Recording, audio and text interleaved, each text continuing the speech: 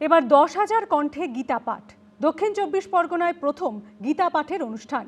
23শে August Batanagar football মাঠে 10,000 কণ্ঠে গীতা পাঠের আয়োজন। অনুষ্ঠানের মূল উদ্যোক্তা সনাতন সংস্কৃতি সংসদের পশ্চিমবঙ্গ শাখা। দেশের ও দশের উন্নতি লক্ষ্য, জানালেন কার্তিক মহারাজ। এখানে তো 12টার পর 12টা বেজে যাবে, ডিজে বাজবে, যুব সম্প্রদায়ের আইকন ডায়মন্ড হারবার লাইনে সব লেখা আছে।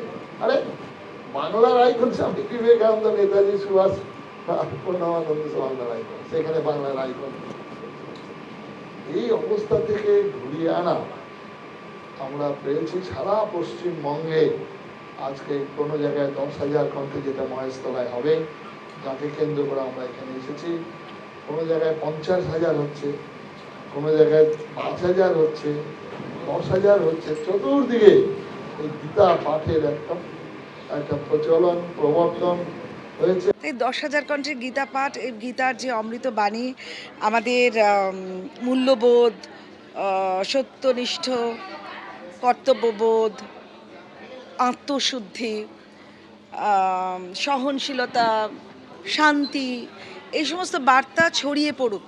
তেন তক্তেন ভুঞ্জতা, তাকে ত্যাগ করে ভোগ করো, এবং মা গৃধ কস্যস্য ধনম, অর্থাৎ অন্যের ধনে কোনোদিন লোভ করো না। তো অন্যের ধনে এই কথাগুলো জানা হয় না বলে আমাদের কর্তাদের, বড় বড় লিডার্সদের খাটের নিচে ওই অত টাকা পাওয়া যায়, অত সোনা পাওয়া যায়।